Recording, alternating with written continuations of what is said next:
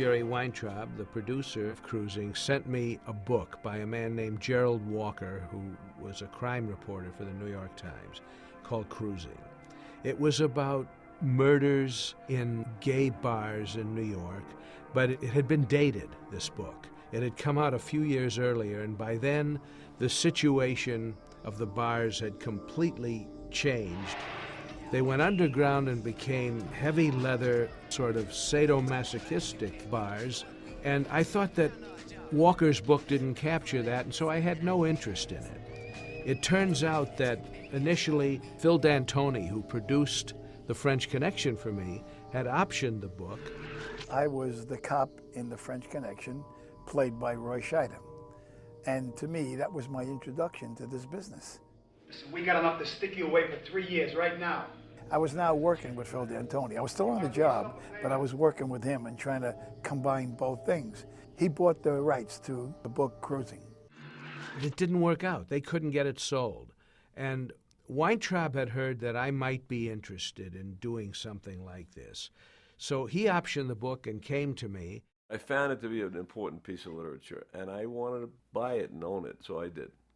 And I put it in my drawer and kept it there for a while. I was out to dinner with Billy one night. We were close personal friends, and we were out to dinner. But I said, I have one thing in my drawer, and you might spark to it. And he said, what? I said, it's a book called Cruising. I really wasn't interested because, as I say, the book did not reflect what I knew was the emerging gay situation in New York City. And then I started to read a series of articles about what was happening in the leather bars and how dangerous the situation had become. A series of mysterious deaths had occurred in these bars, and that piqued my interest. And I said to Jerry, the leather bars would be a really interesting background for a murder mystery like Cruising. And so if we can set it up in that way and do a completely original take on it, and so Jerry agreed. And I then set out to find out as much as I could about the leather bar. I get a call from Weintraub. He says, listen, Billy told me to call you. I said, anything with the Billy, I'll do whatever he wants me to do, you know?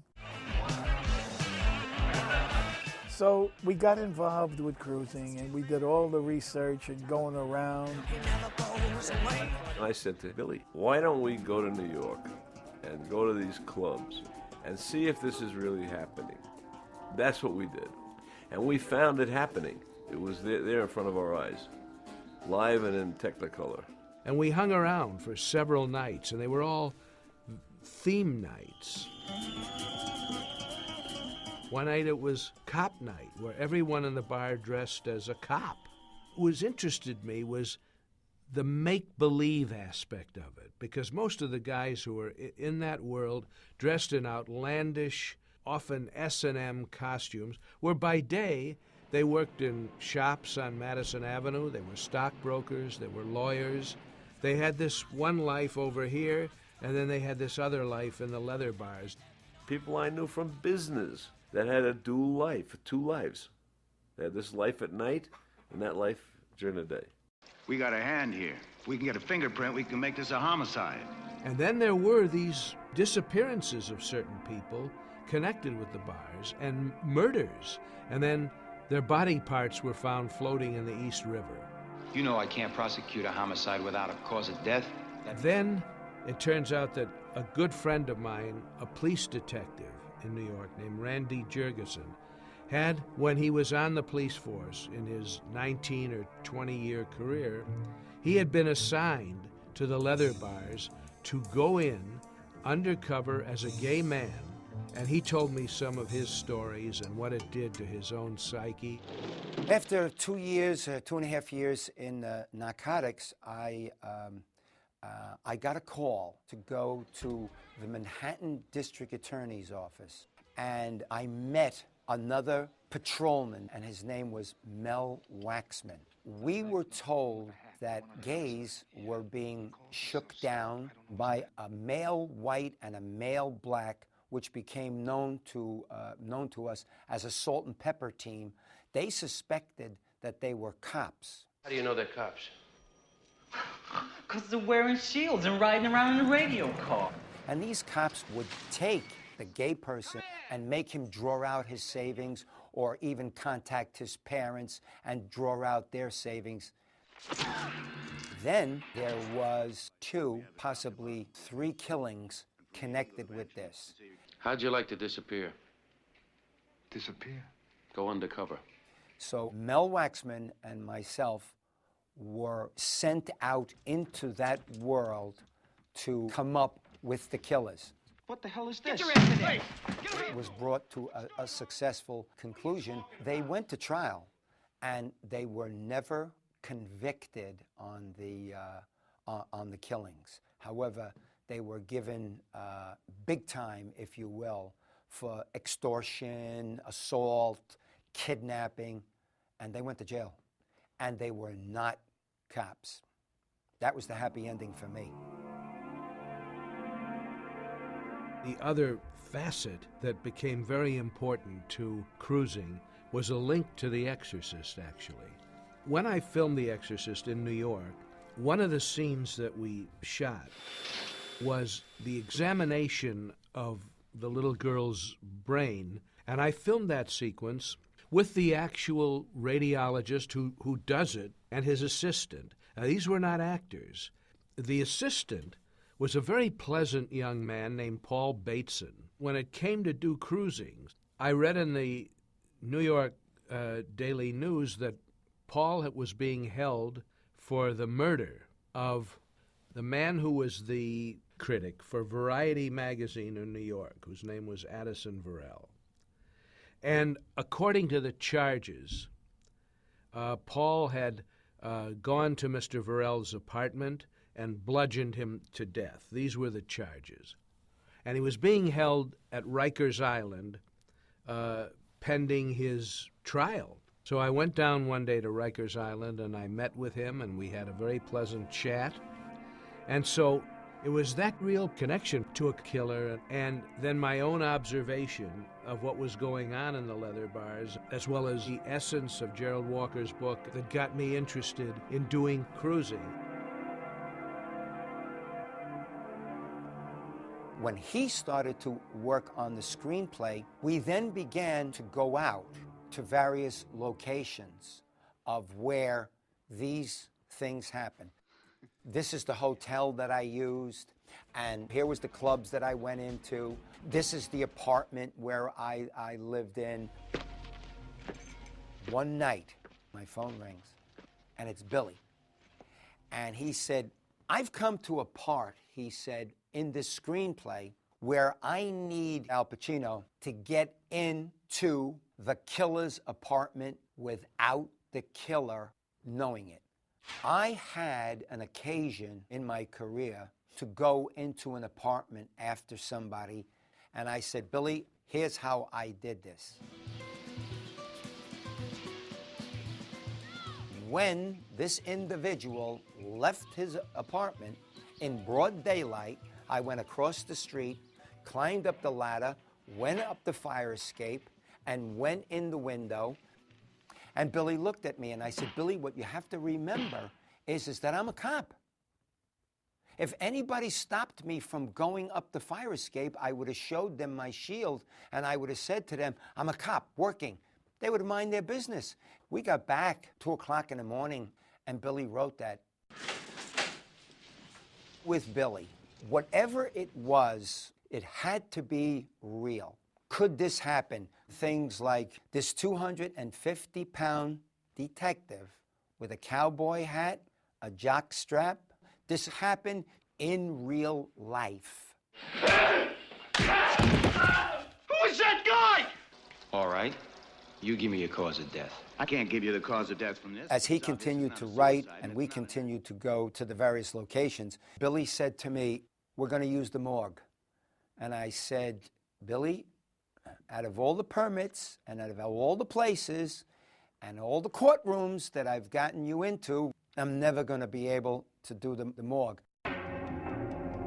It took me a while, but I got from Dr. Michael Baden, the chief medical examiner of the city of New York, permission to go in and film in the morgue. After I wrote the script and it went around to the various talent agencies, a short time later, word came in from Al Pacino's agent, and he said, listen, Pacino has read this script and loves it and wants to do it. And so I met with Jerry Weintraub, and he said, well, what do you think? And I said, I don't know, he's a very good actor, and if you want to, let's do it with Pacino.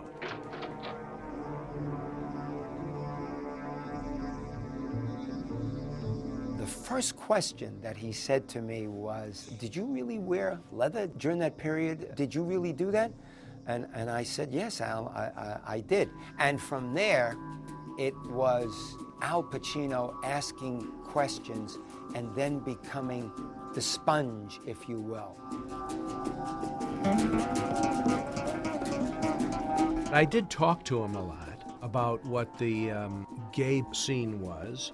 He had no idea what was happening, but he did speak to a few friends of his who were gay, and one day he said he wanted to go out and get a haircut like the one which he saw being predominant in the gay world in New York, and the haircut didn't work out too well. And so we had to delay the start of production for a while his hair grew back in. I put him right into these scenes and situations, and he was fairly well shocked by a lot of the things that he saw with all of this sexual activity, in fact, going on all around him. Very often he would come to the set, and then he wanted to basically go out and improvise these scenes until something clicked. In looking at Cruising now, I can see that in many ways he has struck just the right note, a note of innocence in his character. Yellow one, left side means you give golden shower. Right side you receive. The red one means... Thank you. See anything you want? I'm gonna go home and think about it. Before Cruising, I met Billy Friedkin in a film called Boys in the Band. It was about the gay life in the village. With Billy, I went on a few scouts with him, let's say. Went to a few bars. He definitely wants realism and, in many cases, real people. He would only want to see the people I would hire. He doesn't want to see 30 people for a part. So I would bring 2 people or 3 people. The other characters who are in the film do what I appreciate in a film performance. They inhabit the characters. They don't play them. They inhabit them. At the time, I had been doing a very glitzy Broadway musical called Platinum. I got a call that Billy Friedkin wanted to see me for this movie. And I had a long meeting with him, and at the end of the meeting, he looked at me and he said, I want you to play this part. It was one of those actor's dreams. I'm scared to death of Cruising myself. I was a working actor. I had done a lot of theater. I remember Cruising particularly because I had worked with Al Pacino when I was like 16. But I walked in to meet Billy, and I had the dream audition. Then I got a phone call. I was back in Los Angeles, and I got a phone call, and he said he was fighting for me with the studio. He wanted me to play that part, and if I would get on a plane, I think a red-eye, like later that night. Billy sat there, and he said, boy, I know all your work in the theater. So we're going to start in June. How's June for you? And I said, great. Are we going to read? He said, do you really want to? You don't have to. I said, you mean I have the job? And he said, yeah, you'll be great. This is great. I flew to New York, and he photographed me on a pier in the Hudson River. We improvised a little bit, and the next day I had the part. Have fantasy will travel. My brother being Brad Davis, and he was actually an actor before I was, Brad was the one that drew me to New York, and I went to stay with Brad down in the West Village. I was going to cast a fellow who was not an actor but was a transvestite. And then DeGimo told me that Gene Davis, who was a young New York actor at the time, was interested in playing this part. I auditioned, did the reading, and he said, fine. And then he began to tell me about the role. He said, this is the character that you just auditioned for. I want you to come back, and we're going to put you in full drag. I want to see how you look in full regalia. We're going all the way out there. We're putting the bra on, we're putting the nails on, we're putting the makeup on. We're going to go the whole distance. I went, yes. And they pulled out the pants. They were about this big. I said, well, wait a minute. They said, don't worry, and they stretched them out. And they said, but you have to remember also, physically, I was camera ready. I was 125 pounds, 5'7", physically fit to go into that costume. I had never really done anything except for stage, and I went in and I read for it, and I didn't get it. You must be the famous John Forbes. I auditioned for Friedkin. I did the reading. Al was there. He was kind of lurking, and they gave me the job. The person who did get it, I guess, was in wherever they lived in New Jersey or whatever, and they were playing ball in the backyard and broke their arm that weekend. And he was supposed to start shooting the following weekend. So I came in again and I read for Billy, and Billy said, wow, that was great. Yeah, this is the guy. Father, I need to talk to you. Billy told me, I got a great guy to play your father. Suddenly, just before we shot it, I said, so who's going to play my father? I should meet him. I wanted to spend a little time with him. It turned out to be Leland Starnes, who was my dramat teacher at Yale, a guy who was very difficult. We didn't like this guy very much, and it was perfect for the relationship between me and my father. I've tried to do everything you wanted, but it's never good enough. I've taken it for granted that you understood, Stewie. Maybe we should cut loose for a while. Karen Allen came in to interview for the role, and I thought she had a really wonderful, soft, very feminine quality, which you wanted in a film like this as a complete contrast to all the male personalities, who were all type A violent males for the most part, with the exception of the Sorvino character. And I remember saying to Paul, I asked him to find the note of deep, profound sadness in his character that I think he successfully did with every scene he's in. He seems to be a man who has both seen and experienced great tragedy. Lucas and Vincent were not in the mainstream of gay life. They were into heavy leather, S&M. It's a world unto itself. I don't know how much you know about that sort of thing. Billy encouraged us to go into these bars and do our research, and boy, did we get an eyeful. It was something. And I went and I spoke to a lot of people who were into S&M.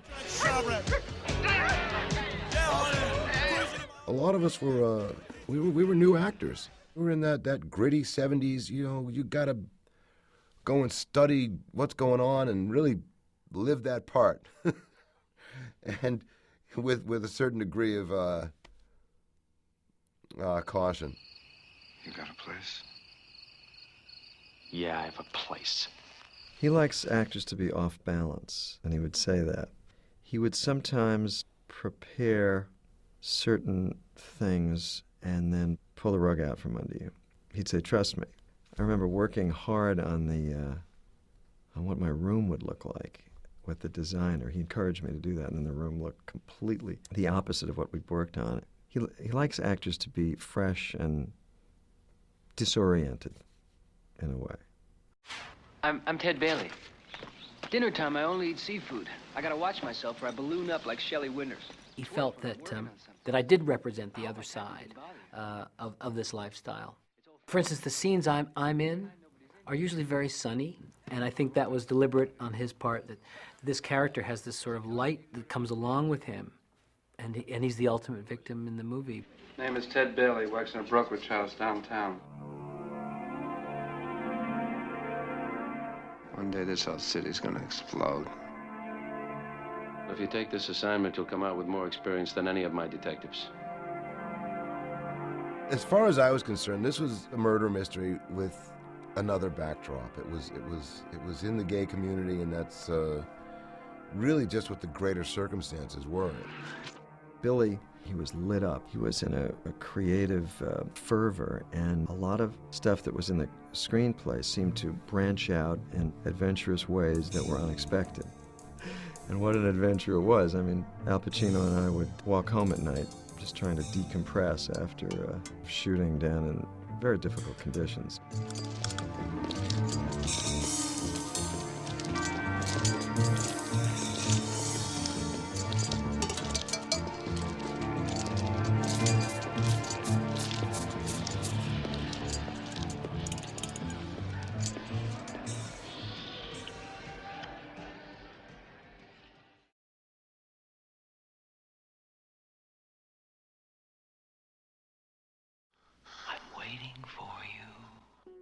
The story of cruising is not as important, in my mind, as the cinematic value of cruising and the look of the film and what Billy Friedkin brought to that.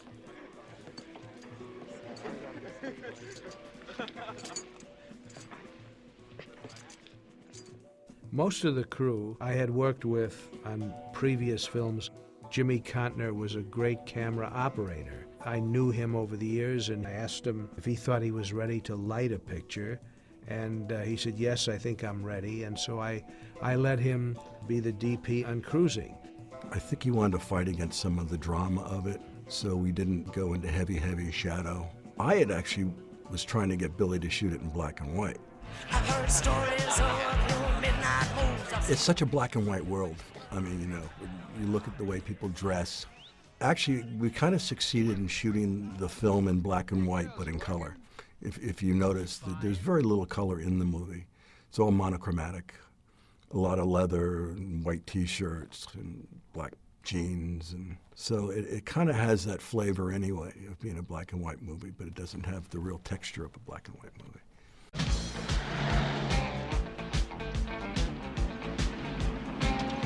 Long before we got in the street to physically do this movie, the community was aware. They certainly were aware of the book. And it had been in the newspapers that this movie was going to be made. We went out and secured the services of the community to be a part of the movie. And they truly came and were a part of the movie. Now, as the movie was being made, there then became another side of that community that had balked, if you will, at the making of this movie. I view every film as an adventure and an education. And the demonstrations were a complete surprise to me, but they kicked in almost at the beginning. There were a lot of protests against the film in the press and then publicly, and I understood them. I understood where they were coming from. I also understood that the demonstrators were trying to shut down free speech. There were a lot of high-profile gay figures in New York and elsewhere around the country, and politicians who put a lot of pressure to close the movie down and not let it film.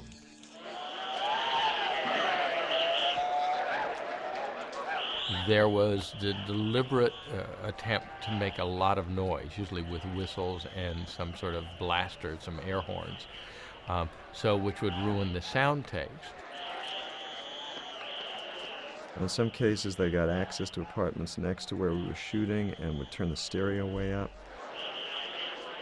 We were in New York for a month and a half just ADRing actors, replacing their dialogue because while Billy was shooting, it would screw up all the dialogue. And then actually they were quite clever. Some activists would get on some of the rooftops and near the set where we were shooting with big reflectors. And they would reflect light onto the set, so throw off the whole lighting setup. And that too would be very disruptive. There were a couple thousand guys out on the street chanting some slogans and hey, hey, ho, ho, movie cruising's gotta go. There were literally times where they had to come get me from my dressing room and escort me down to the set. I had never seen the ferociousness of the people who didn't want that movie done. Figure that most movies get 3 or 4 cops on a movie from the movie unit. We had 300 cops there. It was madness, total madness. The gay community was up in arms, and I went to meetings every 15 minutes with the gay community and the Gay Alliance and this, and then my friends, all my friends that wouldn't talk to me for 6 months that were gay. There were two factions of the gay world then, and there were nights when we were filming when there were thousands of people yelling and screaming and throwing cans and rocks and bottles. And joining us on our side were more thousands of guys who supported the leather bars. I remember we went into the luncheonette coffee shop to film, to rehearse that scene. And in the half hour or so that we were in the coffee shop, a crowd of probably a couple hundred people had formed outside the coffee shop and had basically stopped traffic, stopped all commerce on the street. They realized they had to get Al out of the coffee shop, and he would have to go through this crowd. There was no back way. So his bodyguard said, well, I'll call my office uptown, and I will get 10, 12 guys to come down here, and we'll make a human wedge. The car will be pulled up to the corner, and you'll just run through the wedge into the car, and we'll take off. He was sitting there very morose, and I walked up to him and I said, Al, can I come with you? He said, what? I said, you know, I'm never going to have to leave anywhere in a wedge. I'm never going to be famous like Al Pacino. I want to go. It's like the Beatle escape, right? So he said, okay, you think this is funny? Sure, okay. And sure enough, they made this wedge. They throw open the door, and these people yelling, Mr. Pacino, Mr. Pacino! And the protesters are screaming, and the cameras are there saying, can we speak to you? Can we speak to you? And I run with Al and Pacino into the wedge, into the back door. The car pulls away. I was laughing upwards. I said, that was great. That was great. And Al's in the front seat like this. But Billy was undaunted by all the pressure, and if he went through anything, maybe he went home and screamed in the bathtub, but I never saw him flinch. You know, he would have made a good cop. And of course, in hindsight, I realized that cruising was not the best foot forward that you can put as an argument for the acceptance by heterosexual people of the gay lifestyle. It was never meant to be emblematic of anyone's lifestyle, but it did exist. And to me, it was a background for a murder mystery, period. Yet it became a cause célèbre for others to try and show that certain insensitive people like myself were using the mainstream media to slander gay people, which could not have been further from the truth. Are you afraid? Should I be? In terms of violence in cruising, I had depicted these murders the way I had heard about them. Now I'm afraid. The way I had been given the facts through police department files about how certain victims had been murdered. What I decided to do was have what appeared to be one common murder weapon. So this would lead you to believe that all the victims were the victims of the same killer, because there appeared to be this long-bladed, serrated steak knife that did the killings. This is what you're looking for. But it isn't really clear whether it is or not. Of course, the other thing I had in mind with the knife, of course, was the metaphoric idea of penetration. You know, that the knife penetrating flesh was similar to the act of sexual penetration, and that this was probably something that motivated the killer or killers, ultimate penetration. I didn't want to be any more graphic or violent than what you see in Psycho, which, as I say, is an illusion of graphic murder. So I never felt it was a very important part of cruising to have the murders be too graphic. I remember the day that they shot my death scene. Landlady discovered the body about 2:30 a.m. They laid me down by the toilet bowl, and there I was, and there was a David Bowie album cover, and there was this picture of David Bowie on the cover, kind of like this. It was this odd picture. I can't remember who took it, but it was this akimbo kind of pose, and he showed it to me. He said, "This is what I want you to do on the floor. I want you to be in this kind of odd, broken doll sort of pose." So I thought that was pretty genius. You know, I thought that was a great thing to do.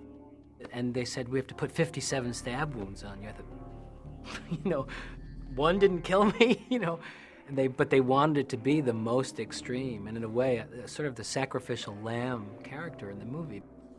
Billy wanted a bloodbath in there. I remember, more blood, more blood. And he wanted to really be horrific to look at. That was about as graphically bloody as we got, I think. The one next door is registered in the name of John Forbes. The landlady thinks it's a phony because she ain't seen him in a couple of days. What's that name? John Forbes. Because he also was trying to lead the audience. He really wanted the audience to think it was Al, and Al had displayed quite a violent temper in an earlier scene. You're in love with him! You love Jen, don't you? I felt that I wanted to portray the idea that the murders were unsolved, really. There were many possibilities of who the murderers could be. It just seemed to me that it was a metaphor for so much that happens in our lives, the mystery of fate. I can't believe you're not afraid. In the first killing in the St. James Hotel, Larry Atlas is the killer and Arnaldo Santana is the victim. Where are you, man? Come on. And then in the Central Park killing, you have Larry Atlas, who is the killer in the St. James killing, and he's being killed by Richard Cox.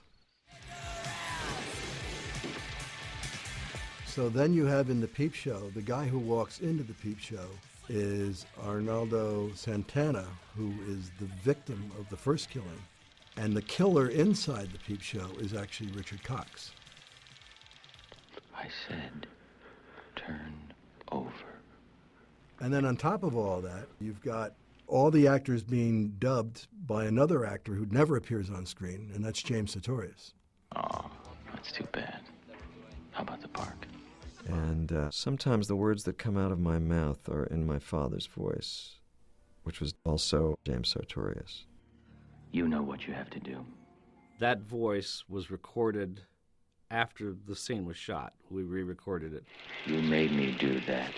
So he's, in some kind of schizophrenic way, acting out his father or being his father. That voice also is in Cox's scene, in the very last scene of him in the hospital. They use the same voice actor to put in his mouth of, I never killed anyone. I never killed anyone. A lot of people asked me, so who is the killer? And my standard answer was, who do you want it to be? I don't know who that character is that's entering the club at the beginning and the end. I don't know. I don't know who do you think the killer is? I think one of the things that Billy was saying is that there's this X factor out there, that there's a violent killer always lurking that goes on. There'll always be another. That's something that, is enigmatic enough to unsettle the audience, that's all. You want to play? I'll play with you. I had always felt that cruising should be an unsettling experience. I'm back. Can I stay? Sure. Since the whole movie is about transformation, it occurred to me somewhere along the line that the only real female character in the film should have her own transformation, at least visually. And the shot of Pacino shaving and then finally just staring into the mirror at the audience is something I had in mind throughout as being the next to last shot of the film. What it's meant to suggest or to say is, when you look at someone, do you really know who they are? Do you know who I am? Do you know what I am? Do I know? And who are you?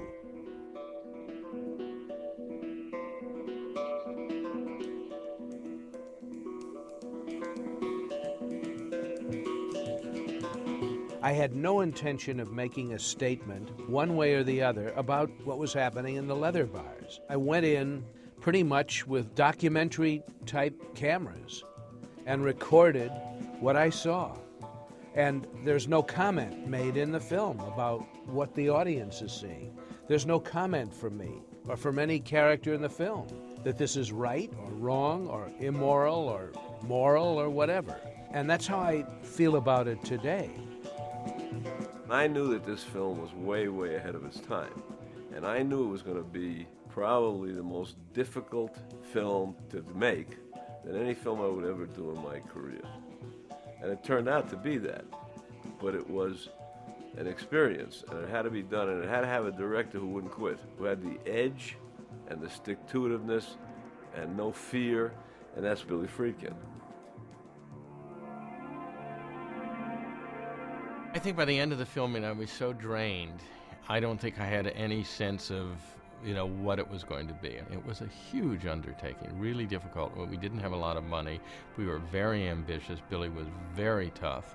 It was a controversial subject. It was a movie that could have gone any way.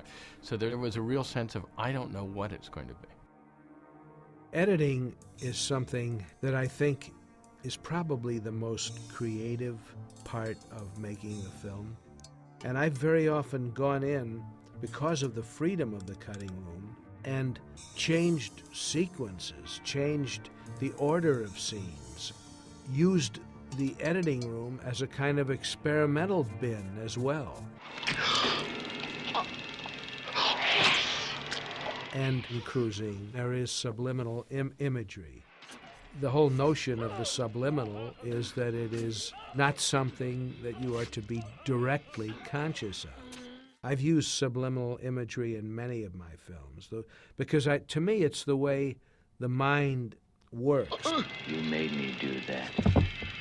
What's graphic is what Billy makes you feel, because a lot of it you don't see, and a lot of it you hear. It's more what he's created in your mind, which is what film is about.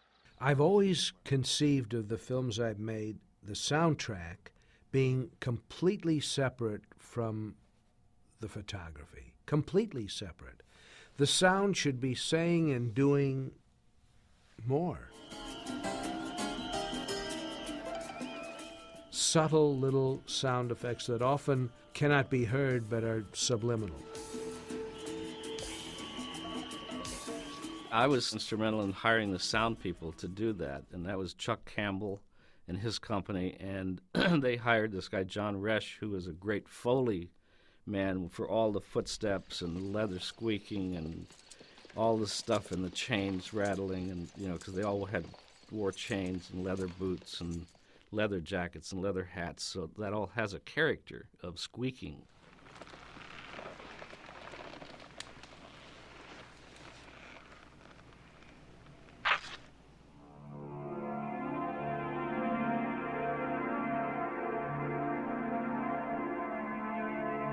And then comes the music, a layer of music, which, has its own path.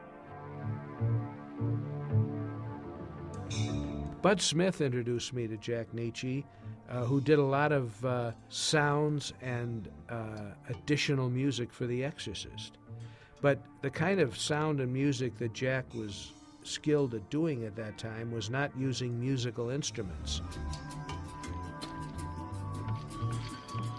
He would just rub on the edges of a glass to get a kind of a mournful tone. He would do various other things with non-musical instruments to produce music. I like the idea of the music to be used more like tones, like a cold hand on the back of your neck.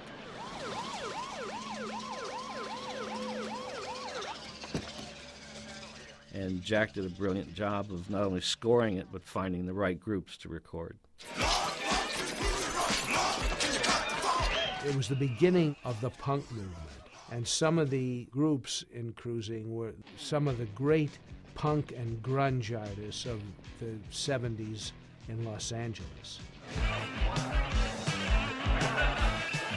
The music of the gay bars were not as edgy then as the music in cruising is.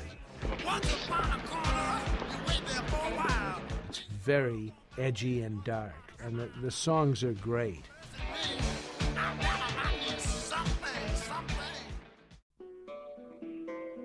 We had a lot of trouble with the ratings board, and I do remember there was a preview of the film in New York in a theater on the East Side, and I was walking from my apartment to the theater to show up at this press conference after the film had been shown to an enormous horde of media. And I remember as I was walking toward the theater, the screening had just emptied out, and I saw just a few people that I knew coming out, and one of them said, "Are you going in there to do a press conference?" I said, "Yeah." He said, "Wow, are you going to be in trouble?" And I went in, and that whole press conference was a screaming match. Most of the reviews were highly negative on all counts, which changed some 10 or 12 years later.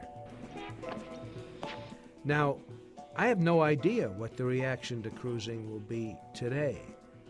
It may be just as virulent, for all I know, because I wasn't prepared for its initial reaction. But I do believe that with what has come along since Cruising, both in terms of motion pictures and lifestyles, that it will at least be more understood.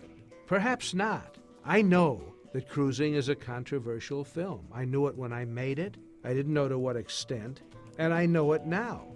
I'm scared to death of Cruising myself. It's a world unto itself. My hopes have been realized for that film. It's been recognized, and it is recognized, and people know it. It's a title that everybody who goes to film knows.